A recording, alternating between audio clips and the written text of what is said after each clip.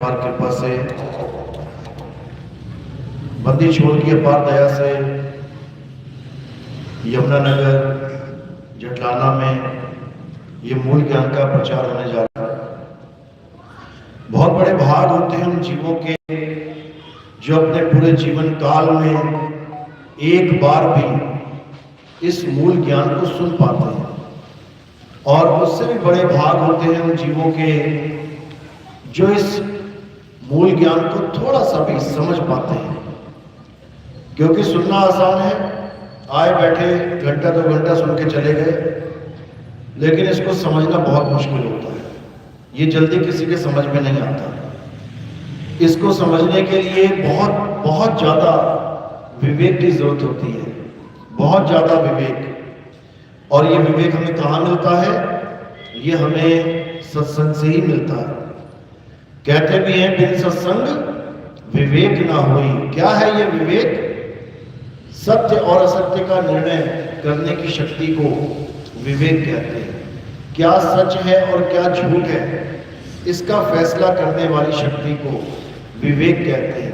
तो आज मालिक से अरदास करेंगे कि जहाँ तक भी आवाज़ आ रही है, हर जीव हंस की विवेक शक्ति में बढ़ोतरी हो, हर मालिक का हंस विवेकी हो और अपने जन्म मरण से छुटकारे का क्या साधन है इसको समझ सके और उसको अपना के जन्म मरण के बंधन से परे हो जाए। आज का सत्संग इसी विषय पे होगा कि हमें अपना जन्म और मरण अगर खत्म करना है तो कैसे खत्म होगा, आखिर वो जरिया क्या है जिसके द्वारा हम बार बार जो पैदा हो रहे हैं, बार बार मर रहे हैं, ये सब खत्म हो जाए, हम इस संसार से सदा के लिए निकल जाएं। आज इसी पर प्रकाश डाला जाएगा। तो सत्संग शुरू करने से पहले परमात्मा के नाम पे जयकारा लगाएंगे। बोलिए परमपिता परमात्मा की, सदगुरु बंदी छोड़ कबीर साहिब की, सदगुरु मदनपति साहिब की, दीवान जवाहरपति साहिब की, सदगुरु विराजपति साहिब की, कलीनापुर धाम की, सभी संतों की, सभी भक्तों की, आई हुई संगत की, इनके माता पिता की, इस गांव नगर बस्ती की, आज के आनंद की, सकल हंस को बंदगी साहिब बंदी सत्ता।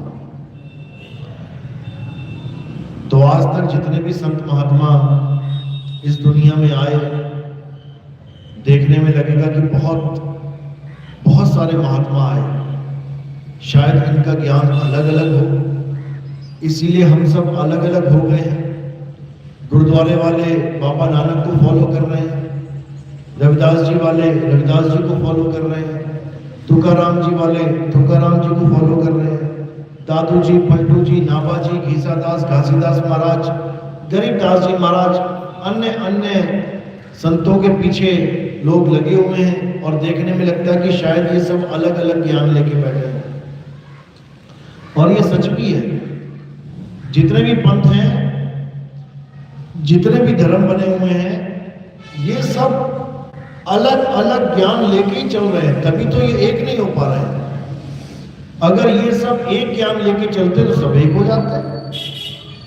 अब बाबा नानक, कबीर साहब, रविदास जी महाराज, मीराबाई, सैन, नाई, ये जितने संत थे एक ही समय में हुए, और ये एक ही ज्ञान को फॉलो करते थे।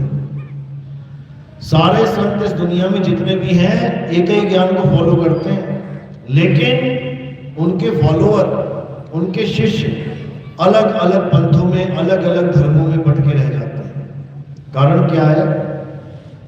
कारण केवल एक है, अज्ञानता। उन्हें पता ही नहीं है कि हमारे जो प्रथम गुरु आचार्य हैं उनका असली मकसद था क्या, उनके पास ज्ञान था क्या। उस ज्ञान के ना होने के कारण वो अलग अलग तरीकों में, अलग अलग मंत्र जापों में, अलग अलग विधियों में, अलग अलग जितने भी सिस्टम बनते हैं सब में अलग अलग हो जाते हैं। अब एक कैसे होंगे? एक तब होंगे जब हमें ये पता लगेगा कि ये सारे महात्मा जितने भी हैं, जितने भी पंथ दुनिया में चल रहे हैं, ये सब एक ही परमात्मा को फॉलो करते हैं, एक ही परमात्मा को ये पूजते हैं और एक ही परमात्मा की बंदगी करना सिखाते हैं, हम तब एक होंगे। लेकिन वो परमात्मा है क्या, कैसे मिलेगा, वो रहता कहाँ है, जब तक इसकी जानकारी नहीं होगी तब तक कोई एक नहीं हो सकता। इसलिए सबसे पहले हमें ये जानना है कि अगर इस दुनिया में कोई परमात्मा है तो वो रहता कहाँ है। हिंदू कहते हैं वो स्वर्ग में रहता है, मुसलमान कहते हैं वो जन्नत में रहता है, सिख कहते हैं वो सचखंड में रहता है, और ईसाई कहते हैं वो हेवन में रहता है, यानी स्वर्ग में रहता है। सबने अपनी अपनी कल्पना को सामने रख दिया। ना तो किसी ने स्वर्ग देखा और ना किसी ने सचखंड देखा, ना किसी ने हेवन देखा और ना किसी ने जन्नत देखा। क्यों? उसको देखने का एक नियम बना दिया। क्या नियम बना दिया? कि अगर ये देखना है तो तुम्हें मरना पड़ेगा। मरोगे तो स्वर्ग में जाओगे, नरक में जाओगे, मरोगे तो जन्नत में जाओगे, दोजख में जाओगे, मरोगे तो हेल में जाओगे, हेवन में जाओगे। जीते जी वाला खेल ही खत्म कर दिया। अब पूछो इन लोगों से, क्या मैं जीते जी स्वर्ग में जा सकता हूँ, देख सकता हूँ स्वर्ग? कहते जीते जी नहीं देख सकते। अरे मरने के बाद में आके बता नहीं सकता और जीते जी मैं देख नहीं सकता, तो मैं कैसे मानूं कि स्वर्ग नाम की कोई चीज है? लेकिन कहीं भी नहीं, ग्रंथों में लिखा है, मानना पड़ेगा, मानना पड़ेगा। और सबसे बड़ी बात यह है कि स्वर्ग मनवा तो दिया, नरक मनवा तो दिया, लेकिन आज तक कोई ऐसा बंदा ही नहीं जो स्वर्ग नहीं गया। सब स्वर्ग ही भेज दिए, एक भी ऐसा बंदा नहीं है जो नरक गया। जितने भी हिंदू धर्म में देखोगे आप, जितने भी कार्ड छपते हैं मरने के बाद, उन पे एक ही लाइन लिखी होती है, मेरे पिताजी का स्वर्गवास हो गया, मेरी माता जी का स्वर्गवास। एक ने भी नहीं लिखा कि नरकवास हो गया। भले दुनिया भर का सबसे गंदा बंदा हो, जीना हराम कर दिया उसने लोगों का, दारू पीता हो, मारता हो, कूटता हो, चोरी करता है, ठगी करता है, कत्ल भी कर चुका हो 2 4 5 10, फिर भी वो जब चला जाएगा तो उसके नाम के आगे क्या लगा देंगे? स्वर्गवासी। तो नरकवासी कौन है भाई? नहीं समझ में आ रहा किसी के। क्यों? एक फॉर्मेलिटी बना दी है स्वर्ग और नरक को। ठीक है, मर गया, लिख दो स्वर्गवासी। कौन जा रहा है देखने स्वर्ग में गया कि नरक में गया? ये मरते हुए पता लग जाता है स्वर्ग जा रहा है कि नरक जा रहा है।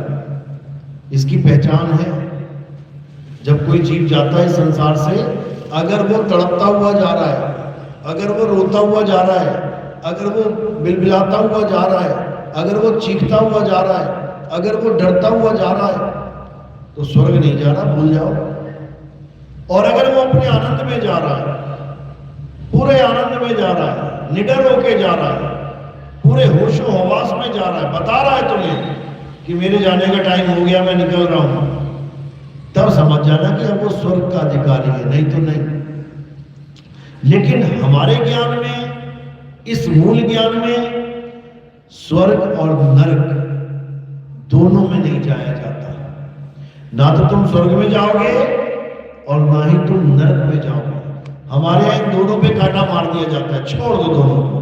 कबीर साहब कहते हैं, अज्ञानी को स्वर्ग नरक है, हरि जाने को नाही, और जिस भव से सब लोग डरते हैं, सो भय हमरे नाही। कहते हैं अज्ञानी को स्वर्ग नरक है। जो ये आस लगा के बैठा है मैं स्वर्ग जाऊंगा, नरक जाऊंगा, वो अज्ञानी है। और जो हरि जाना, जिसने हरि को जान लिया, वो ना स्वर्ग जाता है ना नरक जाता है। वो कहां जाता है? वो अपनी आत्मा में, अपने आत्म स्वरूप में, जिसे परमात्मा कहते हैं, उसमें समा जाता है। कौन समाएगा? जीव। ये जीव परमात्मा में समा जाता है जब उसे अपने परमात्मा का, अपने आत्म स्वरूप का ज्ञान हो जाता है। यही गीता में समझाया गया है। लेकिन लोग समझ नहीं पाए, इसलिए मंदिरों में, मस्जिदों में, गुरुद्वारों में, चर्च में अपनी बनाई हुई बिल्डिंगों के आगे जाके खड़े हो जाते हैं। गीता में क्या बताया गया कि हे अर्जुन, जो अपनी आत्मा में रमण करते हैं, जो अपनी आत्मा में संतुष्ट हैं, जो अपनी आत्मा में तृप्त हैं, उनके लिए कोई धार्मिक कर्म कर्तव्य लागू नहीं होता। यानी उसे कहीं जाने की जरूरत नहीं है, कोई पूजा पाठ करने की जरूरत नहीं है। अध्याय 3 17वां श्लोक यही समझा रहा है कि ऐसा ज्ञान समझ लो जिसमें तुम अपनी आत्मा में रमण करो। अपनी आत्मा यानी अपने सच्चे स्वरूप में रमण करो, तब तुम्हारी मुक्ति होगी, तब तुम्हें कहीं जाने की जरूरत नहीं। लेकिन अपनी आत्मा में रमण करे तो करे कैसे? आत्मा का नाम सुना है ना सबने? सबने आत्मा का नाम सुना है? हाथ खड़ा करो जरा एक बार। सबने आत्मा का नाम सुना है? सबने? कितने घंटे रहती है आपके साथ आत्मा? 24 घंटे। 24 घंटे सब अपनी अपनी आत्मा लेके आए हो? घर तो नहीं छोड़ गई किसी की? सब लेके आए हो। ऐसा हो ही नहीं सकता ना लेके आओ। एक बार चेक कर लो है कि नहीं। चेक भी नहीं कर पाओगे अगर ना हो तो। टेढ़े होके गिर जाओगे जमीन पे, उंगली तक नहीं हिला सकते अगर आत्मा ना हो। इसी आत्मा को जानना हमारे जीवन का लक्ष्य है। इसी आत्मा को समझना आत्म ज्ञान है। कबीर साहब समझा रहे हैं, जल में मीन प्यासी मोहे देखत आवे हासी, आत्म ज्ञान बिना नर भटके, कभी काबा कभी काशी। उस समय हिंदू और मुसलमान ही थे जब कबीर साहब आए तो काबा और काशी का नाम लिया गया। आज देखो दुनिया भर के धर्म बन पड़े हैं, दुनिया भर के मंदिर बन गए, दुनिया भर के धर्म स्थान बन गए हैं। और कौन जा रहा है वहां पे? जो आत्मज्ञानी नहीं है। जो आत्मज्ञानी नहीं है वही तुम्हें मंदिरों में, मस्जिद, गुरुद्वारे, चर्च में दिखाई देगा। वही ढूंढता फिर रहा है भगवान को कि कैसे भी कहीं भी मिल जाए। और जो आत्मज्ञानी हो जाता है वो ना जाता कहीं भी। उसके लिए गुरु ग्रंथ साहब में क्या बोला गया? हृदय नाम ध्याओ और घर बैठे गुरु पाओ। यानी हृदय नाम ध्याओ, नाम का ध्याओ यानी ध्यान करो। गुरबाणी हमें ध्यान की तरफ इशारा देती है। ध्यान करने को ही सिमरन करना कहते हैं। स्मरण करना, सिमरन करना, ध्यान करना, याद करना। लेकिन अज्ञानियों ने जाप करना बना दिया इसको। ये जितने अज्ञानी हैं इन्होंने भगवान को याद नहीं करवाया, इन्होंने उसका जाप करवा दिया। हिंदू है तो कहता है राम राम जपो, राधे राधे जपो। मुसलमान है तो कहता है अल्लाह अल्लाह जपो। सिख भाई है तो कहते हैं वाहेगुरु वाहेगुरु जपो। ईसाई है तो गॉड गॉड हालेलुया हालेलुया जपो। ये जपना आत्मज्ञान नहीं होता। जपना आत्मज्ञान नहीं है। जपना क्या है? हिंदी, पंजाबी, उर्दू, फारसी, जापानीज, चाइनीज, पुर्तगीज, स्पेनिश, डच, फ्रेंच, इन भाषाओं के अक्षरों को जपना, ये जाप कहलाता है। हिंदुस्तान में हम लोग कौन से नाम जप रहे हैं? हिंदी के नाम। राम राम राम राम राम, राधे राधे राधे राधे राधे, वाहे गुरु वाहेगुरु वाहेगुरु वाहेगुरु, अल्लाह अल्लाह अल्लाह। कोई चाइना में बैठा वो चाइनीज नाम जप रहा होगा, कोई अमेरिका में बैठा हो अमेरिकी नाम जप रहा है, कोई अरब देश में बैठा अरबी नाम जप रहा है। हर इंसान दुनिया में नाम जप रहा है, बस इसीलिए परमात्मा को नहीं प्राप्त कर पा रहा है। अगर तुम परमात्मा को याद करने की जगह उसके नाम जपने लग गए फिर तुम्हें परमात्मा कभी मिलने वाला नहीं है। जैसे पानी पीने की जगह तुम पानी के नाम जपने लग गए तो तुम्हें कभी पानी मिलने वाला नहीं है। तुम जपते रहो सारी उम्र, जल वाटर नीर तोए पानी, जल वाटर नीर तोए पानी, सारी उम्र जपते रहना। पानी मिलने वाला नहीं है, प्यासे मर जाओगे। इसीलिए कह रहे हैं पानी पानी जपता जपता प्यासा ही मर जाएगा। तो क्या करना है? पानी पानी जपना छोड़ना है। और करना क्या है? पानी को ढूंढना है। पानी कहाँ है, तब बात बनेगी।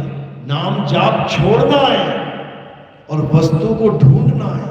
कबीर साहब कह रहे हैं, अरे वस्तु कहीं ढूंढे कहीं, कैसे लागे हाथ, और गुप्त वस्तु तब मिले, भेदी लीजिए साथ, भेदी लीना साथ में, दीनी वस्तु लखाए, और कोटि जन्म का पंथ था, पल में पहुंचा जाए। कहते हैं जो असली गुरु होता है वो कभी मंत्र जाप नहीं देता कि कोई मंत्र पकड़ा दे तुम्हें। असली गुरु क्या देता है तुम्हें? असली गुरु तुम्हें वस्तु की पहचान, वस्तु का ज्ञान देता है। मीराबाई कह रही है, पायो जी में नाम रतन धन पायो, वस्तु अमोलक दी मेरे सतगुरु, कृपा कर अपनायो। वो ये नहीं कह रही मेरे सतगुरु ने मुझे नाम दिया कोई जपने के लिए, वो जपने वाले नाम की बात नहीं कर रही है। वो कह रही है वस्तु अमोलक। पहली बात तो वो वस्तु की बात कर रही है, और वस्तु की कीमत कितनी है? अमोलक। कितने होते हैं जीरो अमोलक में? 1000 में कितने जीरो होते हैं? 3। 1 लाख में, 10 लाख में, अब 1 करोड़ में भी समझ में आ जाएगा कितने होते हैं। लेकिन अनमोलक में कितने जीरो होते हैं? लगा के देख लो, तुम्हारा जीवन बीत जाएगा जीरो लगा लगा के, मर जाओगे जीरो लगा लगा के सारी उम्र, तब भी तुम अनमोलक को लिख ही नहीं सकते, जिसका मतलब है अनंत, इनफाइनाइट। लगा लो जीरो, कितनी लगानी है। उस वस्तु का ज्ञान दिया गया मीराबाई को, और वो वस्तु क्या है? वो कोई कृष्ण जी की मूर्ति नहीं है 20, 50, 100, 200 रुपए की। वो अनमोलक वस्तु क्या है? जो आपके पास भी है, जो मेरे पास भी है, जो हम सबके पास है। और उस अनमोलक वस्तु का नाम क्या है? आत्मा। कितने की आती है आत्मा? कभी खरीदी आत्मा किसी ने? शरीर खरीद लो, आंख खरीद लो, कान खरीद लो, खाल खरीद लो, बाल खरीद लो। लोग बाल खरीद लेते हैं, गंजे लोग बेचारे। किडनियां खरीद लो, बिक जाती है। कोई कुछ भी खरीद लो बॉडी में, सब कुछ बिकता है। लेकिन कहो कि आत्मा खरीद लो, कहो तुम डॉक्टर से आप ऑपरेशन करो, कोई चिंता मत करना, एक आत्मा में लाके रखा खरीद के, ये चली जाएगी, ये डाल देंगे इसमें, डाल के दिखाओ, नहीं हो सकता। तो ये वस्तु क्या है? आत्मा ही वो वस्तु है जिसको पाना हमारे जीवन का एकमात्र लक्ष्य है। एकमात्र, ये 2, 4, 5 लक्ष्य नहीं है जीवन के हमारे। सबके जीवन, इंसानी जीवन का एकमात्र लक्ष्य है उस आत्म देव को प्राप्त कर लेना, जो 24 घंटे तुम्हारे साथ है। एक भी सेकंड नहीं छोड़ता तुम्हें। अगर एक भी सेकंड उसने तुम्हें छोड़ दिया, पत्ते की तरह गिर जाओगे तुम जमीन पे। 24 घंटे तुम्हें सहारा दे रहा है वो, लेकिन तुम्हें उसके बारे में पता ही नहीं है। मरने वाली हालत हो गई। 70, 80, 90, 100 साल के लोग हो गए। पूछो जाके उनसे जरा, बाबा जी आप 100 साल के हो गए हो, आपको आत्मा के बारे में पता लगा कैसी होती है? वो क्या कहेगा? बेटा सुना तो है आत्मा नाम, लेकिन आज तक ना पता लगा होती कैसे है। क्यों नहीं पता लगा? कारण क्या है? कारण केवल एक है, हमें सतगुरु नहीं मिला। हमें वो गुरु नहीं मिला जो हमें आत्मा का ज्ञान समझा दे। हमें वो गुरु मिल गए जो हमें वेद पुराण गीता भागवत पढ़ा गए, हमें पुराण पढ़ा गए, हमें मंत्र जपवा गए, हमें तंत्रों में उलझा गए, हमें पूजा पाठ हवन यज्ञ में फंसा गए, सब कुछ करवा गए, लेकिन आत्मा के बारे में कोई नहीं बता पाया। कृष्ण जी कहते हैं गीता में, हे अर्जुन, ये आत्मा अजन्मा है, नित्य है, शाश्वत है, पुरातन है, ये आत्मा ही सत्य सनातन है। जो अपनी आत्मा को अपने जीवन काल में नहीं जान पाते, वो जन्म मरण में धक्के खाते हैं, लक 84 में जाते हैं, कुत्ता बिल्ली हाथी घोड़ा सांप बिच्छू खटमल पता नहीं क्या क्या बनना पड़ेगा, हालत खराब हो जाएगी। अभी एक जन्म मिला है इंसान का, इस जन्म को लेके लगा लो। और कैसे लगाएंगे? उस आत्म तत्व को जान के, जिसकी वजह से आप खा रहे हो, पी रहे हो, चल रहे हो, बोल रहे हो, गा रहे हो, बजा रहे हो, खड़े हो रहे हो, बैठ रहे हो। अगर आत्मा ना हो तो खड़े भी नहीं हो पाओगे, बैठ भी नहीं पाओगे, यहीं लेट जाओगे, लाश बन जाओगे 2 मिनट में। इसी आत्मा की वजह से तुम मंदिर जा रहे हो, मस्जिद जा रहे हो, गुरुद्वारे जा रहे हो, चर्च जा रहे हो। इसी आत्मा की वजह से तुम मंदिर मस्जिद गुरुद्वारे चर्च बना रहे हो। बिना आत्मा के बना के दिखाए कोई? सारी मूर्तियां आत्मा की वजह से बन रही हैं, आत्मा की वजह से हर कार्य हो रहा है, लेकिन आत्मा को ही नहीं जान रहे तो बनेगा क्या? धक्के मिलेंगे लास्ट में, धक्के। तो कृष्ण जी क्या कह रहे हैं? हे अर्जुन, अध्याय 4 34वां श्लोक, हे अर्जुन, अगर तुम इस परम तत्व को जानना चाहते हो, अगर तुम इस आत्म राम को जानना चाहते हो, तो कहां जाओ? तुम ऐसे तत्वदर्शी संत की शरण में जाओ जिसने अपनी आत्मा को जान लिया है। जिसने अपनी आत्मा को जाना है, केवल वही तुम्हें तुम्हारी आत्मा का ज्ञान करवा सकता है। और जिसने अपनी आत्मा को ना जाना, वो तुम्हें क्या आत्मा का ज्ञान करवाएगा? वो तुम्हें मंत्र ही पकड़ाएगा, जपले राम राम, जपले वाहिगुरु वाहिगुरु, जपले गॉड गॉड, जपले हरि हरि। वो मंत्र ही पकड़ाएगा तुम्हें, जो तुम्हें पहले से पता है। किसको नहीं पता राम भगवान का नाम राम है? किसको नहीं पता कि कृष्ण जी का नाम कृष्ण है? किसको नहीं पता कि वाहिगुरु नाम जाप है? सबको पता है, फिर भी वो चीज लेने जाते हैं जो पहले से पता है। मैं वृंदावन से राधे राधे मंत्र ले आया। अरे वृंदावन के बिना भी तुझे राधे राधे पता था, घर बैठ के जप लेता, क्या जरूरत थी जाने की? गुरु उसको बनाया जाता है जिसका ज्ञान तुम्हारे पास ना हो, जो पहले से जानता है कि इस गुरु जी के पास क्या है और उसको भी पता है कि क्या है। क्यों गुरु बनाएगा भाई? तुम्हें कार चलानी आती है, तुम्हारे घर के सामने एक दुकान खुल गई, कार चलाना सीखो 5000 रुपए में, दोगे कभी 5000 उसको? तुम्हें खुद ही आती है, तुम क्यों दोगे? गुरु उसको धारण किया जाता है जिसका ज्ञान तुम्हारे पास नहीं है, जिसे आत्मा का ज्ञान कहते हैं। तुम्हारे पास आत्मा का ज्ञान नहीं है, आत्मा है, उसका ज्ञान नहीं है। वस्तु है लेकिन उसका ज्ञान नहीं है। उस वस्तु का ज्ञान प्राप्त करने के लिए गुरु धारण करना पड़ेगा। मीराबाई ने उस गुरु को धारण किया। सोचो, आप मीराबाई की जात देखो क्या है, ठाकुर, राजपूत, क्षत्रिय, और उनके गुरु की जात देखो, हरिजन में बोला जाता है, हरिजन थे, शूद्र थे, ऐसे थे, वैसे थे। अरे उसने जात पात छोड़ दी, किसके लिए?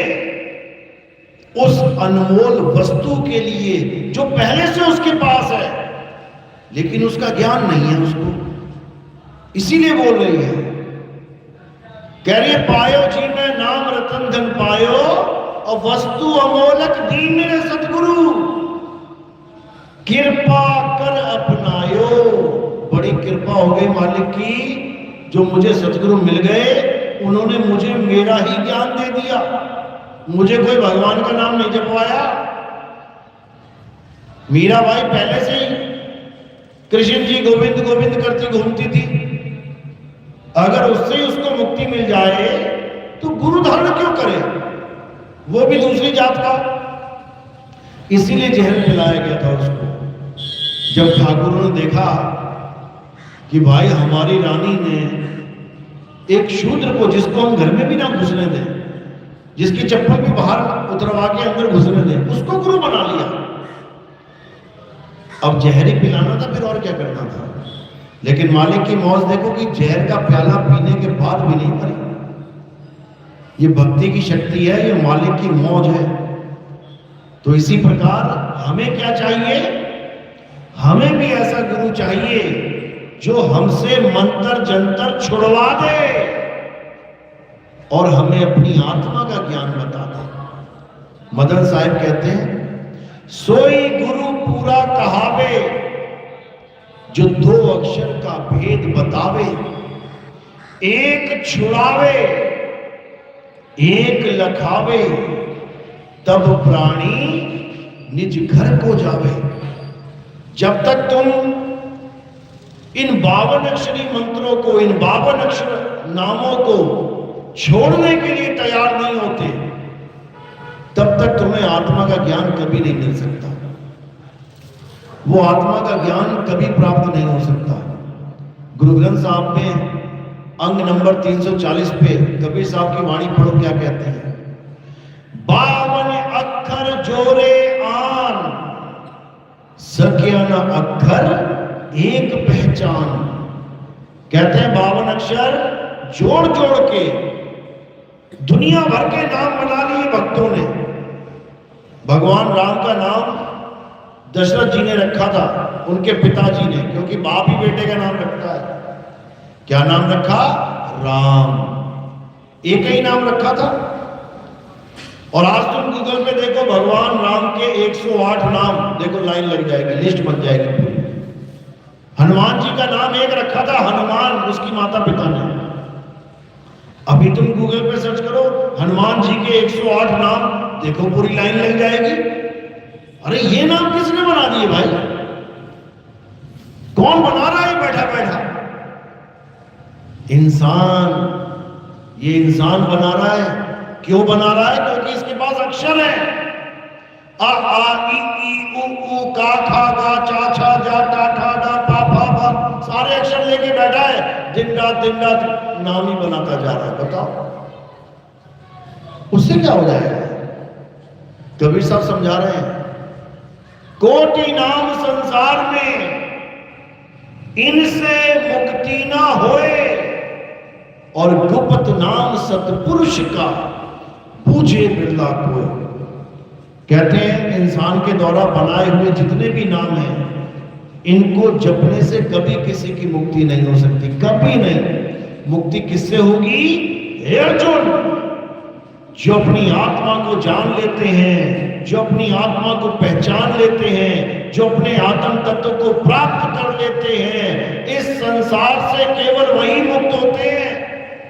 बाकी सब ये कुत्ता, बिल्ली, हाथी, घोड़ा, शेर, बिच्छू, सांप, नाली के कीड़े, ये सब बने 84 लाख में भटकते रहेंगे। कबीर साहब समझा रहे हैं, 1,84,000 भटक के पौ पे अटके आए, और अब की पासा ना पड़ा तो फिर 84 जाए। 84 लाख योनियां भुगतान करने के बाद एक बार ये जन्म मिला है, एक बार। कितने सुंदर सुंदर कपड़े पहन रखे हैं, कितने सुंदर सुंदर गहने पहन रखे हैं, कितने सुंदर सुंदर टोपियां पहन रखी हैं, जैकेट पहन रखी है। पता है क्यों? क्योंकि इंसान जन्म में आ गए हो। और जैसे ही ये इंसान जन्म पलटी मारेगा, शरीर छूट जाएगा, लोग जला देंगे, दफना देंगे, उसके बाद 84 में आ जाओगे। फिर 2 टांगे गायब हो जाएंगी। कितनी आ जाएंगी? 4 आ जाएंगी।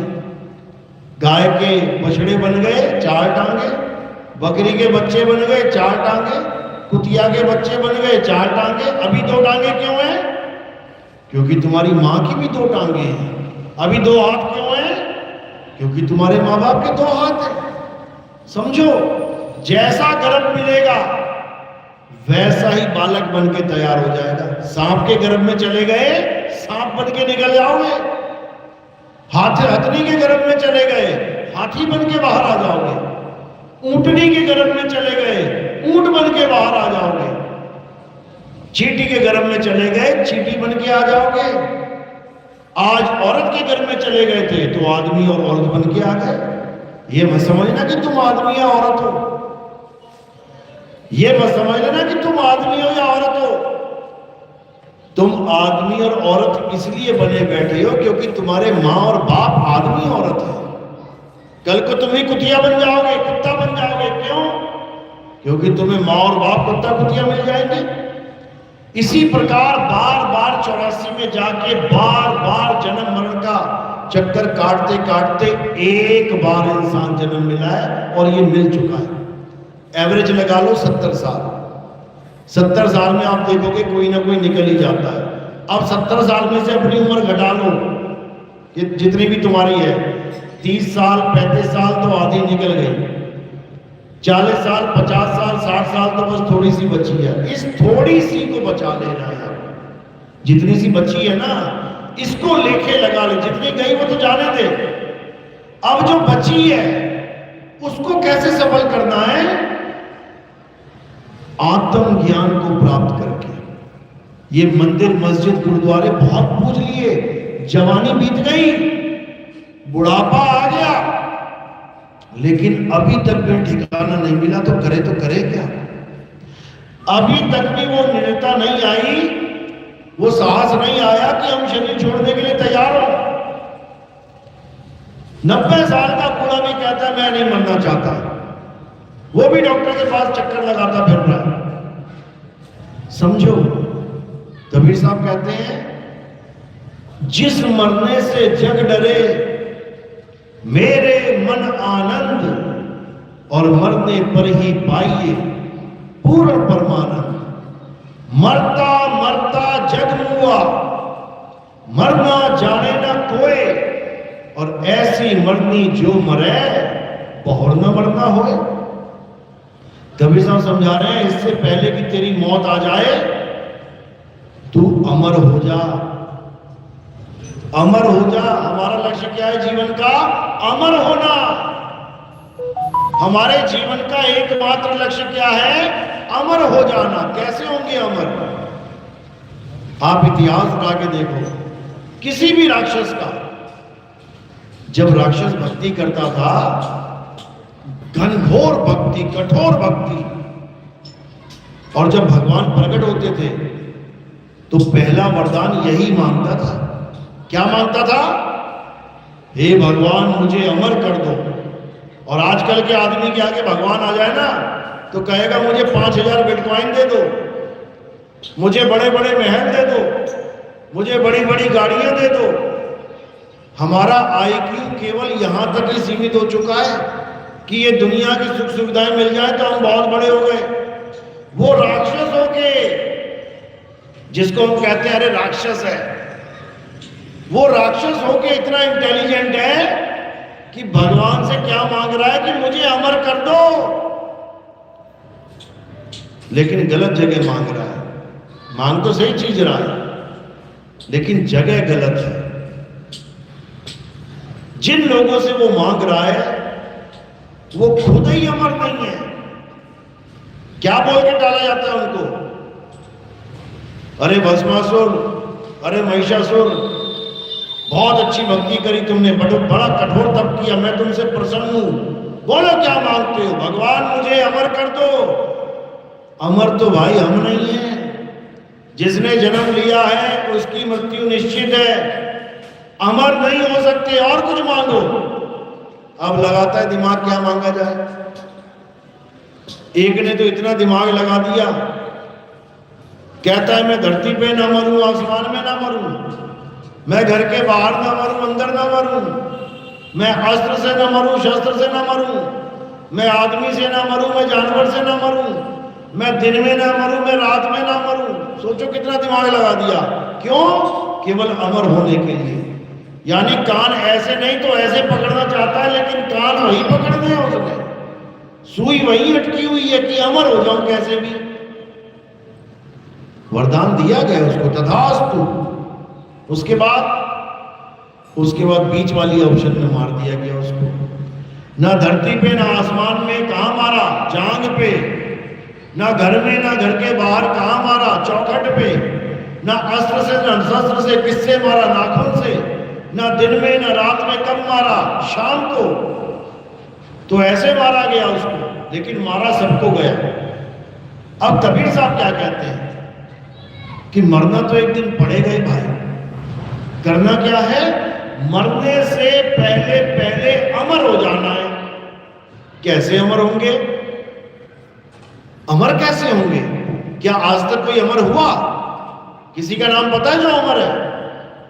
एक नाम पता होगा, कौन?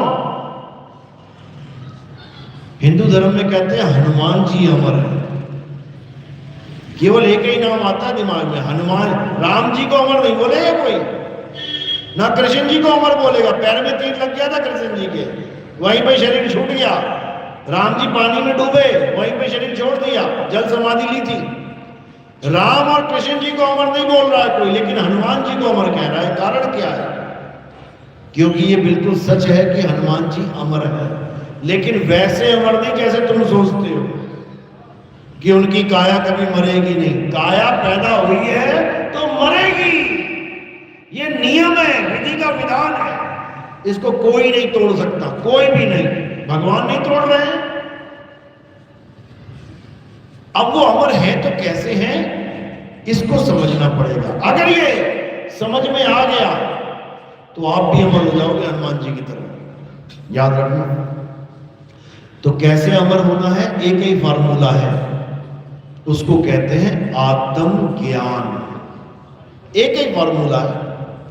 अब आत्म ज्ञान होता क्या है, इसको समझ लेते हैं। सबसे पहले तो यह समझ लो कि हम जो शरीर धारण करके बैठे हैं, कुछ लोग आदमी का और कुछ औरत का, ये शरीर है क्या? पहले ये समझ लो। तो ये शरीर क्या है? 5 तत्वों का पुतला। कौन कौन से 5 तत्व? सबसे ऊपर से चालू करते हैं। सबसे ऊपर क्या है? आकाश। उसके नीचे आ जाओ वायु, उसके नीचे आ जाओ अग्नि, उसके नीचे आ जाओ धरती, उसके नीचे आ जाओ जल। कहीं पे धरती नीचे है, जल ऊपर है, तालाब में, नदी में। और नॉर्मल ये धरती है, धरती के नीचे जल है। तो ये तत्व ऊपर नीचे होते रहते हैं, लेकिन ये लाइन में ऐसे ही खड़े हुए हैं। इन्हीं 5 तत्वों के बने हुए शरीर को हम धारण करके बैठे हैं। जैसे हम ये कपड़े धारण करके बैठे हैं, काला कपड़ा, पीला कपड़ा, लाल कपड़ा, गुलाबी कपड़ा, यानी मैं कोई और हूं, मैं कुछ और हूं, और जो मैंने धारण किया है वो कुछ और है। जैसे इस बोतल में जो पानी है वो इस प्लास्टिक की बोतल को धारण करके बैठा है, ऐसे समझ में आ जाएगा। इस बोतल के अंदर क्या है? पानी, और धारण क्या करके बैठा है? प्लास्टिक की बोतल।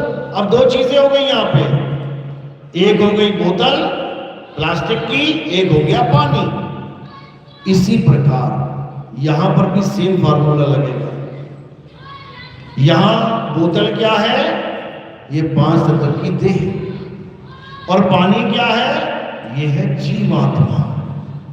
जीवात्मा ने ये कपड़े पहन रखे हैं, मिट्टी के, हवा के, पानी के, अग्नि के, आकाश के, यानी 5 तत्वों का शरीर इस जीवात्मा ने धारण कर रखा है। अब क्या करना है?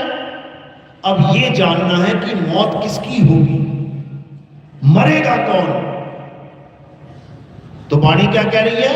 ईश्वर अंश जीव अविनाशी। अब जीव तो हो गया अविनाशी। अविनाशी यानी जिसकी कभी मृत्यु होती नहीं है। अब मृत्यु किसकी होगी? शरीर की। जिसको धारण किया गया है उसकी मृत्यु होगी, और जिसने धारण किया है उसकी मृत्यु कभी नहीं होगी। यानी ये पानी कभी नहीं मरेगा, बोतल पक्का मरेगी। इसी प्रकार ये शरीर पक्का मरेगा और आत्मा कभी नहीं मरेगी। तो हम क्या हैं? हमें ये जानना है, क्या हम शरीर हैं, यानी कि क्या हम आकाश हैं, क्या हम वायु हैं, क्या हम अग्नि हैं? क्या हम धरती हैं? क्या हम जल हैं? बिल्कुल नहीं। ये 5 तत्व हैं, नाशवान तत्व हैं। और हम क्या हैं? हे अर्जुन, तू और मैं ये शरीर नहीं है, ये शरीर तो हमारे कपड़े हैं। एक दिन हम इन शरीरों को उतार देंगे, इन शरीरों को जला दिया जाएगा, दफना दिया जाएगा। लेकिन अर्जुन, ये शरीर तो मरेंगे, हम तुम कभी नहीं मरेंगे। क्यों? क्योंकि हम तुम आत्मा हैं, हम आत्मा हैं। लेकिन अपने आप को जानते नहीं हैं, इसलिए अपने आप को शरीर मान बैठे। मैं आदमी, मैं औरत, मैं बच्चा, मैं बूढ़ा, मैं जवान। जबकि हम ना आदमी, ना औरत, ना बच्चा, ना बूढ़ा, ना जवान, हम कुछ नहीं है इसमें से। हम क्या हैं? आत्मा। जैसे पंखे में करंट, पंखे में करंट जो क्या हो रहा है? पंखा चल रहा है। पंखे के 3 पर हैं, पंखे के 3 पर हैं, करंट का पर नहीं है। पंखा गोल है, करंट गोल नहीं है। पंखा लाल, पीला, काला, हरा, गुलाबी है, करंट लाल, पीला, गुलाबी नहीं है। पंखा लोहे का है, करंट लोहे का नहीं है। इसी प्रकार ये शरीर आदमी का है, औरत का है, जवान है, बूढ़ा है, बच्चा है। लेकिन आत्मा, ये ना आदमी है, ना औरत है, ना बच्चा है, ना बूढ़ा है, ना जवान है। इस आत्मा को जानना अपने आप को जानना है। जिस दिन तुम्हें आत्मा का ज्ञान हो गया, उस दिन तुम अपने आप को जान लोगे। और जब तुम ये जान लोगे कि मैं एक आत्मा हूं, उसके बाद कब मरोगे? कितने साल बाद मर जाती है आत्मा? 1 साल बाद, 2 साल बाद, 10 साल बाद, 20 साल बाद, 100 साल बाद, लाख साल बाद, करोड़ साल बाद, अरब साल बाद, पदम साल बाद, संख साल बाद? कभी नहीं। समय की भी मृत्यु हो जाएगी, समय खत्म हो जाएगा, लेकिन आत्मा कभी खत्म नहीं हो सकती। इसी आत्मा का ज्ञान करवाने के लिए सब संत इस दुनिया में आते हैं। सब संत, बाबा नानक आए, कबीर साहब आए, रविदास जी आए, जितने भी संत आप देखोगे, ये सब आत्मा का ही ज्ञान समझाने के लिए आ रहे हैं। बाबा नानक की वाणी क्या कहती है? आत्म में राम, राम में आत्म, चीनस गुरमुख विचारे। कहते हैं अगर राम को ढूंढना है तो किसी मंदिर में मत ढूंढना भाई। मंदिर में वो वाला राम मिल जाएगा जो खंडित हो जाता है। आज तुमने प्राण प्रतिष्ठा कर दी, कल को कोई हल्की सी भी उंगली तोड़ के चला गया या टूट गई गलती से, उसी राम जी की मूर्ति को उठा के मंदिर के बाहर रख दिया जाएगा। जो असली राम है वो कहां है? वो तुम्हारी आत्मा में विराजमान है। इसीलिए तुम्हारी आत्मा अजर, अमर, अविनाशी है। तो यही कबीर साहब समझा रहे हैं, ज्यों तिल माही तेल है, ज्यों चकमक में आग, तेरा साईं तुझ में है, जाग सके तो जाग। कहते तेरा परमात्मा कहां है? तुझ में है, लेकिन तुझे अपने बारे में कुछ पता ही नहीं है, ढूंढेगा कैसे? इसलिए पहले अपना ज्ञान प्राप्त करना है कि मैं कौन हूं। मैं शरीर नहीं, आत्मा हूं। इसी आत्मा का ज्ञान करवाने वाले को आत्मज्ञानी गुरु कहते हैं। तो आत्मज्ञानी गुरु क्या करवाते हैं? आत्मज्ञानी गुरु जाप यानी मंत्र, अजपा जाप यानी श्वासों का मंत्र, और अनहद नाद यानी कानों में उंगलियां डाल के सुनने वाली 5 धुनें, इन सबको छुड़वा देते, छोड़ दे। ये जितने मंत्र जप रहा है, ज्योत निरंजन, ओंकार, रारंकार, सोहम, सतनाम, सतपुरुष, अकाल मूल, शब्द स्वरूपी नाम, राम राम, अल्लाह अल्लाह, वाहिगुरु वाहिगुरु, गॉड गॉड, जितने भी नाम जप रहा है भाई छोड़ दे, छोड़ दे। जितने भी नाम श्वासों में जप रहा है, सोहम, वो हम, को हम, वाहे गुरु, अल्लाहू, राम राम, ओम ओम, जितने भी नाम जप रहा है सब छोड़ दे। कानों में उंगलियां डाल के बैठा है, कभी शंख की आवाज आती है, कभी घंटे की आवाज आती है, कभी मृदंग की आवाज आती है, कभी वीणा की आवाज आती है, कभी बांसुरी की आवाज आती है, छोड़ दे। माया है। क्यों? क्योंकि ये आवाजें बदल रही है। जहां पर बदलाव होता है, यानी सुबह हुई, दोपहर हुई, शाम हो गई, रात हो गई, जहां पर भी बदलाव हो रहा है वो माया है। ये शक्ल देखो, बच्चे थे छोटे से, बड़े होते होते होते आज बूढ़े हो गए, काले बाल सफेद हो गए, मुंह में दांत थे खत्म हो गए, बदलाव हो रहा है, माया है। किसी की शक्ल का ध्यान नहीं करना है। कई गुरु अपनी शक्लों का ध्यान करवाते हैं कि देखो मेरी शक्ल देखो कैसी है, ऐसे ध्यान करना है, मेरी शक्ल का ध्यान करो, कभी मत करना। क्यों? कारण क्या है? माया है। वो शक्ल बदल रही है रोज। तुम काली दाढ़ी वाले बाबा जी से नाम लेके बैठे हो और काले बालों वाला बाबा जी का चेहरा ध्यान कर रहे हो और पता लगा 40 साल बाद बाबा जी के सारे बाल सफेद हो गए।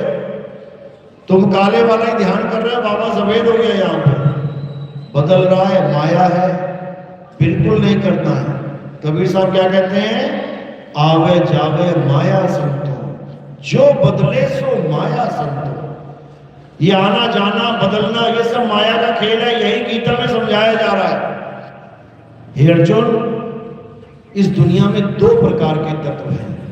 अध्याय 2 16वां श्लोक पढ़ो। हे अर्जुन, इस दुनिया में 2 प्रकार के तत्व हैं, एक असत्य और दूसरा सत्य। अब असत्य क्या है? जो पल पल बदल जाए, जो बने और बिगड़े, जो जन्मे और मर जाए, वो असत्य है। यानी ये शरीर असत्य है, चाहे मेरा, चाहे आपका, चाहे किसी देवी देवता भगवान का। जो बदल रहा है, छोटा सा बच्चा बड़ा हो रहा है, बदल रहा है, छोड़ो इसको, ये माया है, छोड़ो इसको। तो कहते हैं एक असत्य है और एक सत्य। सत्य क्या है? जो कभी नहीं बदलता, जो सदा एक रस अखंड अविनाशी रहता है, जिसका ना तो कभी जन्म होता है ना कभी मृत्यु होती है। वो क्या है? हे अर्जुन, वही सत्य है। और हमारे जीवन का एक ही लक्ष्य है, उसी सत्य को प्राप्त करना, उसी सत्य को जान लेना। एक बार अगर हमने सत्य जान लिया तो दोबारा हम कभी असत्य को प्राप्त नहीं कर सकते। समझ लो। तो इन्हीं 2 तत्वों का ज्ञान गीता में बताया गया और तत्वदर्शी संत की शरण में जाने का बोध कराया गया कि जाओ तत्वदर्शी संत की शरण में। ये मंत्र जपने वालों के चक्कर में मत पड़ जाना। मंत्र जपने वालों का वो हाल है कि पानी का गिलास पास में है और मंत्र जप के पानी पीना चाहता है। कबीर साहब कहते हैं परमात्मा तेरे पास है, परमात्मा तेरे पास है, मोह को कहां ढूंढे रे बंदे, मैं तो तेरे पास में खोजी होए तुरंत मिल जाऊं, एक पल की तलाश में। कहे कबीर सुनो भाई साधो, मैं तो हूं विश्वास में। यानी परमात्मा हमारे पास है, इसमें कोई 2 राय नहीं है, 1 भी %। कैसे? जैसे दूध में घी है, कोई 2 राय नहीं है, 101% उसी में है। नहीं है तो बता दो। दूध में ही घी है, लेकिन तुम्हें दूध में से घी निकालना ही नहीं आता, तो तुम्हारे लिए घी नहीं है, तुम्हारे लिए घी नहीं है वो। दूध में घी किसके लिए है? जो निकालना जानता है। समुद्र में मोती है, तुम्हारे लिए नहीं है। किसके लिए है? जो समुद्र में गोता मार के मोती निकालना जानता है। मधुमक्खी का शहद शहद है उसमें छत्ते में, तुम्हारे लिए नहीं है। किसके लिए है? जो उस छत्ते में से शहद निकालना जानता है, उसके लिए है। तुम्हारे घर में 100 फुट का खजूर है उसमें, पर तुम्हारे लिए नहीं है, तुम्हें चढ़ना ही नहीं आता। किसके लिए है? जो चढ़ना जानता है, नहीं तो चिड़िया ही ले जाएगी ऊपर से ऊपर, तुम्हारे तक तो पहुंच ही ना पाएगा वो। इसी प्रकार आत्मा में परमात्मा है, लेकिन किसके लिए? जिसको आत्मा में परमात्मा का भेद बताने वाला गुरु मिल जाए, उसके लिए। और जिसको नहीं गुरु मिला, उसके लिए नहीं है, भूल जाओ। उसके लिए परमात्मा कहाँ है? जंगल में, पहाड़ों में, नदियों में, नालों में। वो भटकता ही मर जाएगा। वो जाएगा पहाड़ों पे, बड़े बड़े मंदिरों में देखने कि भगवान मिले, पता लगा वहां सुनामी आ गई, पानी पानी हो गया, सब बहते हुए आ रहे हैं, लाशों पे लाशें आ रही हैं। समझ लो। तो ज्ञानी कभी भी परमात्मा को खुद से जुदा करके नहीं देखता। ज्यों तिल माही तेल है, ज्यों चकमक में आग, तेरा साईं तुझ में है, जाग सके तो जाग। आप जितने भी संत महात्माओं को देखो, ऐसे बैठे हुए हैं। किसका ध्यान कर रहे हैं? परमात्मा का। कहीं भागता दिखाई दे रहा है कोई? तुम ब्रह्मा विष्णु महेश जी को ही लगा लो, ये आसन लगा रखा उन्होंने। कोई दिख रहा है कि मैं वहां चला जाऊं, वहां चला जाऊं, वहां चला जाऊं? अरे एक जगह बैठ के परमात्मा को याद कर रहे हैं, क्योंकि उनको पता है कि वो कहां पे है। लेकिन आम आदमी को नहीं पता होता, इसलिए चक्कर काट रहा है। और भगवान के चक्कर काट के, मंदिरों के चक्कर काट के भी मांग क्या रहा है? ये नहीं मांग रहा कि भगवान मुझे आप मिल जाओ, मुझे दर्शन दे दो। ये मांग रहा है कि मेरी लॉटरी लग जाए 1 करोड़ की। ये मांग रहा है कि मेरी नौकरी लग जाए 20 लाख पैकेज की। ये मांग रहा है मेरी शादी हो जाए अमीर लड़की से। ये मांग रहा है मेरी शादी हो गई, बच्चा नहीं हो रहा, बच्चा हो जाए। ये मांग रहा है मेरे घर में सब सुख से रहें, शांति से रहें। ये मांग रहा है मेरे बच्चे बिल्कुल ठीक ठाक रहें। और मिल क्या रहा है? अहमदाबाद की फ्लाइट क्रैश। अहमदाबाद की फ्लाइट क्रैश हुई थी ना, पता है ना? कौन बैठे थे उसके अंदर? सबसे ज्यादा गुजराती बैठे थे। सबसे ज्यादा धार्मिक कौन है हमारे देश में? गुजराती। मीट देखना तक पसंद नहीं करते। ऐसे ऐसे शहर है गुजरात में जहां पूरे शहर में एक दुकान नहीं मिलेगी मीट की। भगवान को सबसे ज्यादा मानने वाले दान पुण्य में नंबर 1, करोड़ों करोड़ों के चेक बना के देते हैं कि भंडारे चलते रहे भगवानों के। तो क्या मिला उनको? एरोप्लेन क्रैश में दर्दनाक मौत। ऐसी दर्दनाक मौत कि पहचान भी नहीं पाए उनको। बिल्कुल जैसे आलू को बिल्कुल सड़ा दिया गया और जला जला के भून दिया गया हो, बिल्कुल काला। ऐसी लाशें निकली वहां से। डीएनए टेस्ट कर करके जानना पड़ा कि कौन किसका बाप है, कौन किसका बेटा। पता है ना, डीएनए टेस्ट हुए थे। तो क्या किया था उन्होंने? भगवान की भक्ति तो करी है, भगवानों से मन्नती तो मांगी है, मिल गई मन्नत। समझो, यानी कि सबने एक दिन जाना है, सबको मरना पड़ेगा। कौन कौन मरना चाहता है एरोप्लेन में क्रैश में? कोई चाहता है कि हम एरोप्लेन में बैठे गोवा जा रहे हो घूमने, मुंबई जा रहे हो और रास्ते में एकदम पायलट बोले भैया क्रैश होने वाला है, तैयार हो जाओ मरने के लिए? ऐसी मौत चाहिए क्या? चलो थोड़ी आसान कर देते। पानी में डूब के मरना चाहता है कोई? हाथ खड़ा करो। नहीं। कोई आग से जल के मरना चाहता है? कोई पहाड़ से गिर के मरना चाहता है? कोई ट्रेन के आगे कट के मरना चाहता है? कोई चलती बस से गिर के सड़क पे मरना चाहता है? अरे कोई बाइक से गिर के मरना चाहता है? अरे मरना भी चाहते हो कि नहीं? सबकी खबरें छपेंगी अखबारों में। बस भर के जा रही थी दर्शन करने के लिए, बस की टक्कर हो गई, 50 यात्री मर गए, उसमें तुम भी होगे। ऐसी खबरें छपती हैं।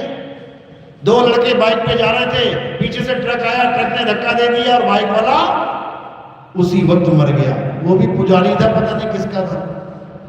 सबने ऐसे ही मरना है, सबने ऐसे मरना है। याद रखो, जितनी मर्जी पूजा कर लो, जितना मर्जी तुम हवन यज्ञ कर लो, जितना मर्जी तुम दान चंदा दे दो, तुम्हें ऐसे ही मरना पड़ेगा, क्योंकि मौत होती है ऐसी है। लेकिन एक ऑप्शन है कि तुम मरो ही ना, और वो क्या है? इससे पहले कि मौत आए तुम अपने आप को जान जाओ कि तुम कौन हो। और जैसे ही तुम जान लोगे तब क्या होगा? तब कैसे भी मौत आए तुम नहीं मरोगे 101%, और तुम्हें पता भी नहीं लगेगा कि मौत आई थी कि नहीं आई थी। तुम्हें कैसे क्या अनुभव होगा? जैसे सपने में तुम्हारे ऊपर 4 शेर कूदे, जैसे शेर कूदे तुम्हारे सपने में, वैसे तुम्हारी आंखें खुल गई। अब कहां गया वो शेर? कहां गया वो जंगल? कहां गई वो दौड़? वो सब वहीं रह गए भाई, और तुम यहां आ गए। इसी प्रकार जब तुम्हें आत्मज्ञान हो जाएगा और तुम्हारी जब शरीर की मृत्यु आएगी, मौत तो झपट्टा मारेगी, लेकिन तुम्हारी 1 सेकंड में आंख खुल जाएगी। मतलब जो तुम ये संसार का सपना देख रहे हो, ये सपना चल रहा है इस वक्त। ये तुम सपने में बैठे हो, आंखें खुली है तुम्हारी, लेकिन तुम सपना देख रहे हो, समझ लेना। और मैं सपने में ही आया हूं तुम्हें बताने कि तुम सपना देख रहे हो। अपनी अपनी आंखें खोलो, इस सपने से बाहर निकलो। जैसे तुम रात में जब सपना देखते हो, सो जाते हो, सपना देखते हो तो आंखें खुली होती है तुम्हारी सपने में। तुम पानी देख रहे होते हो, तुम महल देख रहे होते हो, तुम जंगल देख रहे होते हो, शेर, चीते, सांप, बिच्छू, सब कुछ तुम देख रहे होते हो, लेकिन सपना है वो। अगर उस सपने में जाके मैं तुम्हें कहूं कि ये शेर नहीं, ये सपना है, ये पानी जो दिख रहा है ये पानी नहीं है, सपना है, ये सांप जो तुझे काटने आ रहा है सपना है, तुम नहीं मानोगे। क्यों? तुम्हें दिख रहा है। इसी प्रकार ये दुनिया तुम्हें दिख रही है, तुम नहीं मानोगे कि ये सपना चल रहा है, लेकिन ये सपना ही है। समझ लो, शंकर जी कह रहे हैं, उमा कहूं मैं अनुभव अपना, सत हरि भजन जगत सब सपना। सपना है ये, अभी नहीं समझ में आ रहा है। ये ऐसा सपना है जो कभी खत्म ही नहीं हो रहा है। एक सपना टूटा, दूसरा सपना चालू, दूसरा टूटा, तीसरा चालू, तीसरा टूटा, चौथा चालू, और पता नहीं कितने सपने देख चुके हो तुम, अनंत। अब आंख खोलने की बारी आई है। अब तुम्हारी आंख खुलवाने की ड्यूटी मालिक ने लगाई है कि इनको बताओ कि आंख कैसे खुलेगी। जब तुम सपने में होते हो, तुम्हारे आसपास कोई भी ना हो, तब एक चीज है जो तुम्हें उठा सकती है, और वो क्या है? अलार्म। एक ऐसी आवाज जो तुम्हारे सपने के अंदर घुस के तुम्हें बाहर खींच के लेके आती है। रात के 2:30 बजे ट्रेन है तुम्हारी, तुम अकेले सोने वाले हो कमरे में, और तुम्हें पता है 8 बजे से पहले मेरी आंख नहीं खुलती। अब क्या करोगे?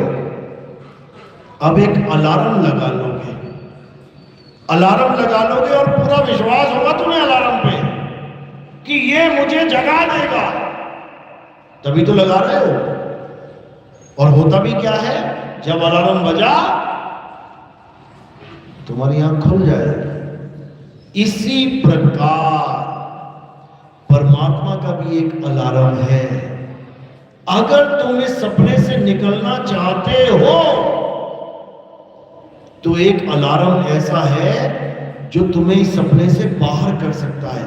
और एक बार तुम इस सपने से बाहर आ गए, फिर तुम्हारा दोबारा ये सपना चालू नहीं होगा। तुम सदा सदा के लिए जाग जाओगे, सदा सदा के लिए। एक ही मौका है ये, एक सिंगल टाइम मौका है ये। अगर ये मौका चूक गया तो इतने जन्म होंगे कि तुम्हारी हालत खराब हो जाएगी। और ये मत समझना कि ये मेरी माँ है, ये मेरी ही माँ है। ये पता नहीं कितनों की माँ हो चुकी है। अनंतों जन्म में तुम्हारी कितनी माँ हो चुकी है, गिन नहीं पाओगे। जन्म बीत जाएंगे तुम्हारे माँ गिन गिन के। समझ लो, अब मौका है ये सारा खेल खत्म करने का। अब मौका है उस अलार्म के साथ जुड़ जाने का जो तुम्हें इस माया जाल से, इस मैट्रिक्स से बाहर कर सकती है। इसके अलावा और कोई चारा नहीं है भाई। कोई कहे कि चैंटिंग वेंटिंग से कुछ नहीं होगा। सपने की आवाज तुम्हें सपने से बाहर नहीं कर सकती। भले सपने में बम फट जाए, परमाणु बम फट जाए, रहोगे सपने में ही। लेकिन एक आवाज ऐसी है जो सपने के बाहर से आ रही है, वो तुम्हें खींच के ले जाएगी। बस करना क्या है, उस आवाज को पहचानना है। वो आवाज ही परमात्मा है। इसीलिए उसे शब्द गुरु कहते हैं। बाबा नानक कहते हैं शब्द गुरु सुरत धुन चेला। यानी इन शक्लों को गुरु मत मान लेना कि ये गुरुजी बैठे हुए हैं, ये 5 तत्व है। जब ये शरीर बिखरेगा तो 5 तत्वों में लीन हो जाएंगे। ये 5 तत्वों में मिल जाएंगे। तो गुरुजी कौन है? गुरुजी कौन है? गुरु आत्मा है, गुरु शरीर नहीं है। ये सपने में शरीर धारण कर रखे हैं तुम्हें जगाने के लिए। ना गुरु शरीर है और ना चेला शरीर है, दोनों आत्मा है। समझ लो, लेकिन नहीं पता, इसलिए गुरु भी शरीर बना बैठा है, चेला भी शरीर बना बैठा है। इसीलिए कबीर साहब समझा रहे हैं कि हम वासी वा देश के जहां जात वर्ण कुल नहीं, शब्द मिलावा हो रहा देह मिलावा नहीं। ये देह का चक्कर छोड़ दो, शब्द गुरु को पहचानो। शब्द गुरु ही हमारा असली गुरु है, शब्द गुरु ही हमारा परमात्मा है। और वो शब्द गुरु ये नहीं है कि कान में उंगलियां डाल ली और 5 तरह की आवाजें सुनने लग गए, फिर तो 5 शब्द गुरु हो गए तुम्हारे। ये सब अज्ञान है। शब्द गुरु एक था, एक है, एक रहेगा। और वो शब्द गुरु किसी काया में नहीं आता, किसी शरीर में नहीं आता।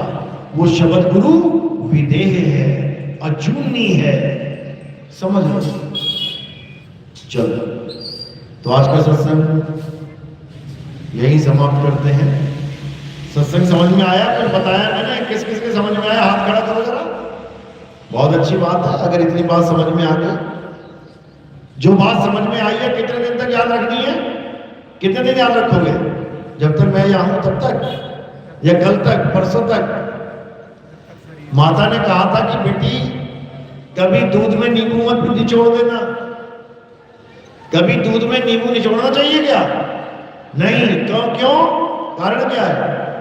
फट जाएगा। माता से ज्ञान ले लिया तुमने, भले माता ने बिना नींबू निचोड़े ज्ञान दिया हो। किस किस की माँ ने नींबू निचोड़ के ज्ञान दिया था? बताना जरा। क्या तुम्हारी माता ने नींबू 10 लीटर दूध में नींबू निचोड़ के ज्ञान दिया था? देख बेटी फट जाता है। कैसे दिया था? बस बता के, जैसे मैं बता रहा हूं। वो ज्ञान तुमने गांठ में बांध लिया। कब तक याद रखना है? सारी उम्र तक। सारी उम्र का ज्ञान है ये नहीं कि थोड़े दिन ले लिया उसके बाद फिर नींबू निचोड़ रही है, फिर गालियां पड़ी थी ससुराल में। कैसी बहू आ गई है, 5-5 लीटर दूध लेती है, उसके बाद नींबू निचोड़ देती है। तो ये ऐसा ज्ञान है जो हमेशा अपनाना है, हमेशा के लिए। यानी अगर इस दुनिया में कुछ पूजनीय है तो वो आत्मा है। उसी आत्मा को अचल आत्मा, परम आत्मा, उसी को महान आत्मा कहते हैं। बस और कुछ नहीं, और कोई पूजनीय नहीं है। कोई पत्थर पूजना नहीं, कोई पेड़ पूजना नहीं, कोई जानवर पूजना नहीं, किसी की पूजा नहीं करनी है। इज्जत सबकी करो, ठीक है भाई, कोई पीपल की पूजा कर रहा है, ठीक है, मैं इज्जत करता हूं, मैं इस पेड़ को नहीं काटूंगा। क्यों? क्योंकि किसी की धार्मिक भावनाएं जुड़ी हुई है। ये क्या है? तुलसी, हाँ मैं इसकी इज्जत करता हूं। क्यों? क्योंकि तू इसको मानता है भाई। ये क्या है? भगवान, पत्थर का, हाँ ठीक है, मैं मान लिया मैंने कि ये भगवान है। क्यों? तेरी आशा जुड़ी हुई है, मैं इसको कुछ गलत नहीं बोलूंगा। लेकिन पूजा नहीं करूंगा। पूजा मैं केवल आत्मा की करूंगा, क्योंकि आत्मा ही परमात्मा है। हे अर्जुन, इस आत्मा के अलावा इस पूरे संसार में ऐसी कोई भी चीज नहीं जो जन्मती और मरती नहीं, जो बदलती नहीं और जिसका नाश नहीं हो जाता। अगर कुछ पूजने के योग्य है तो केवल और केवल आत्मा ही पूजनीय है।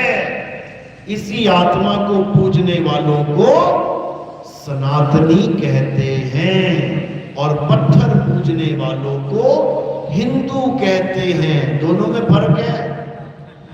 हिंदू कौन है? जो पत्थर को भगवान मान के पूजा करता है। और सनातनी कौन है? जो आत्मा में परमात्मा का वास जानता है, जो आत्मा को जानता है। सनातनी कभी पत्थर नहीं पूजेगा, तुम कितना ही जोर लगा देना। तो इन दोनों में फर्क है, लेकिन लोगों को नहीं पता तो क्या कहते हैं? हम हिंदू सनातनी हैं। ये हिंदू सनातनी क्या होता है समझो। सनातनी एक ही है। सनातन का मतलब क्या होता है? जो सदा सदा रहने वाला है, समझ लो। जिसे कोई मार नहीं सकता, काट नहीं सकता, तो फिर उसको खतरा किससे है? हिंदू धर्म को खतरा हो सकता है, सनातन धर्म को खतरा नहीं हो सकता। उसको तीर मार नहीं, काट नहीं सकता। नैनम छिंदन्ति शस्त्राणि नैनम दहति पावका न चैनम क्रोधम तापे न शोषति मारुता। हे अर्जुन, आत्मा को ना तो कोई शस्त्र काट सकता है, ना अग्नि जला सकती है, ना वायु सुखा सकती है, ना जल भिगो सकता है। तो खतरा किसको है? किसी को खतरा नहीं है भाई। सनातन को किसी से खतरा नहीं है। हाँ, बाकी धर्म वालों को खतरा है। क्यों? पत्थर की पूजा करते कोई आके तोड़ देगा? आत्मा को तोड़ के दिखाए, आत्मा को काट के दिखाए? कोई नहीं काट सकता, कोई नहीं चला सकता। इसलिए भाव सबके साथ जोड़ के रखो, ठीक है, अच्छी बात है भैया। लेकिन पूजा केवल आत्मदेव की। गुरु ग्रंथ साहब में भी दर्ज है बाणी, आत्मदेव पूजिए गुरु के सहज सुभाए, आत्मे नो आत्मे दी प्रतीत ते कर ही परचा पाए। यानी जिस दिन तुम्हारी प्रतीत यानी विश्वास आत्मा पे हो गया, जिसकी वजह से ये हाथ हिल रहा है, देखो किसकी वजह से? आत्मा की वजह से। अगर किसी ने मुझे पत्थर मारा या डंडा मारा और मैं राम जी का पुजारी हूं, मैं कह रहा हूं राम राम राम राम राम राम राम राम, तो क्या होगा? ये लाठी सिर पे पड़ेगी, फूट जाएगा सिर। मैं अल्लाह का भगत हूं, किसी ने मुझे लाठी मारी, मैं कह रहा हूं अल्लाह अल्लाह अल्लाह अल्लाह अल्लाह अल्लाह, क्या होगा? ये लाठी पड़ेगी, सिर फूट जाएगा। कोई सत श्री अकाल का भगत है, वाहिगुरु का भगत है, वो कह रहा वाहिगुरु वाहिगुरु वाहिगुरु, क्या होगा? सिर पे लाठी पड़ेगी, फूट जाएगा। अब जो आत्मा का भगत है वो क्या करेगा? जब लाठी आएगी तो आगे हाथ कर लेगा। ये हाथ कैसे गया वहां तक? आत्मा की वजह से। यानी तुम्हारी रक्षा भी कौन कर रहा है? आत्मा कर रहा है, नाम नहीं कर रहा है कि प्रभु के नाम जपो तुम्हारी रक्षा होगी। सोमनाथ का मंदिर कितनी बार लूटा गया पता है? 17 बार। क्यों लूटा गया? क्योंकि उन्होंने आत्मा पे विश्वास ही नहीं किया। उन्होंने किस पे विश्वास कर लिया? मंत्रों पे विश्वास कर लिया। वहां के इतिहास में आज भी दर्ज है कि सारे ब्राह्मण क्या करने लग गए? बैठ के नाम जपने लग गए, ओम नमः शिवाय, ओम नमः शिवाय, ओम नमः, और वो गर्दने काटने लग गए। अरे भाई, ओम नमः शिवाय से अगर बच जाता मंदिर तो एक बार भी ना लूटता। 17 बार लूट लिया गया, तोड़ दिया गया। 6 बार तोड़ दिया गया था। अगर आत्मा पे विश्वास करके खड़े हो जाते सारे, कितने थे वो लोग? 1000 भी नहीं थे पूरे। और गुजरात में लोग कितने हैं? 10 करोड़ लोग हैं। कुछ बाल हालत खराब हो जाती है उनकी, लेकिन सब मंत्रों पे भरोसा करके बैठ गए। इन्हीं मंत्रों पे आज भी तुम्हें भरोसा करवाया जा रहा है। ये मंत्र जप लो तो ऐसा हो जाएगा, ये मंत्र जप लो तो बड़े से बड़ा कष्ट दूर हो जाएगा। मेरे पीछे कुत्ता लग गया, बता कौन सा मंत्र जपूं मैं जो मुझे ना काटे? मेरे घर में मच्छर है, काट काट के मलेरिया कर दिया मुझे, बता कौन सा मंत्र जपूं जो मुझे मच्छर ना काटे? खुद बाबा जी मॉर्टिन लगा के सोएगा, खुद कछुआ छाप लगा के सोएगा, और हमें कहेगा बेटे बड़े से बड़ी तेरी दुविधा खत्म हो जाएगी, मंत्र जप ले। अरे मच्छर से तो बचा ना पाया तेरा मंत्र है, दुविधा से बचाएगा। ये बेवकूफ बनाते हैं। अपनी आत्मा पे विश्वास रखो, आत्म ज्ञान में रहो, आत्म जागृति में रहो, तभी आत्म कल्याण होगा, नहीं तो नहीं होगा। चलो आज का सत्संग यही समाप्त करते हैं। अब आरती होगी। हमारे यहाँ आरती कैसे होती है समझ लो। हमारे यहाँ आरती किसी पत्थर की, किसी फोटो कैलेंडर की नहीं होती। हमारे यहाँ आरती किसकी होती है? हमारे यहाँ आरती आत्म देव की होती है, आत्म देव की। अभी आत्म देव कहाँ है भाई? किसकी आरती होगी? मेरे पास आत्मा है कि नहीं है? है? Thank you. इसी आत्मा की आरती होगी। अगर पंखा चल रहा है तो करंट है कि नहीं उसमें? है ना? उसी करंट की आरती होगी, पंखे की आरती नहीं होगी। इसी प्रकार गलती से भी ये मत सोच लेना कि ये शरीर की आरती हो रही है। शरीर का तो नाश होता है, आरती नहीं होती। आरती किसकी होती है? आरती अविनाशी की होती है। अविनाशी की आरती गावे सत्य कबीर। तो यहाँ पे आत्मा की आरती होती है। कैसे करनी है? थोड़े से फूल उठाने हैं और मेरे सिर के ऊपर रख देने हैं। अब सिर के ऊपर क्यों रखे, पैरों में क्यों नहीं? क्योंकि पैरों के अंगूठे से लेके सिर की चोटी तक ये क्या दिखाई दे रहा है? नाशवान शरीर। और हमने आरती किसकी करनी है? अविनाशी आत्मा की। तो हमने क्या किया? इन फूलों को नाशवान शरीर से परे, यानी आत्मदेव के चरणों में समर्पित कर दिया।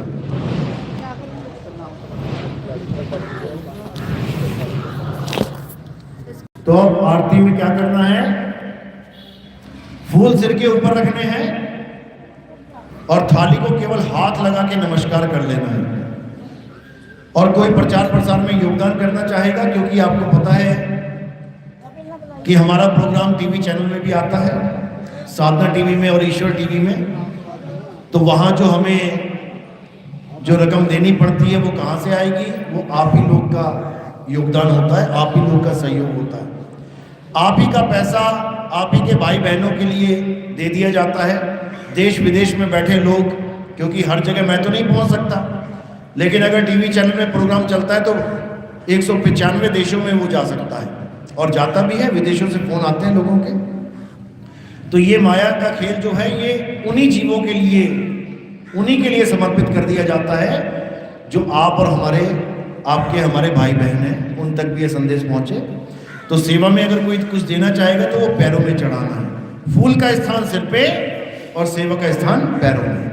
बोलिए परमपिता परमात्मा की सदा ही जय हो। साहिब बंद की सदा आरती लगा लेना।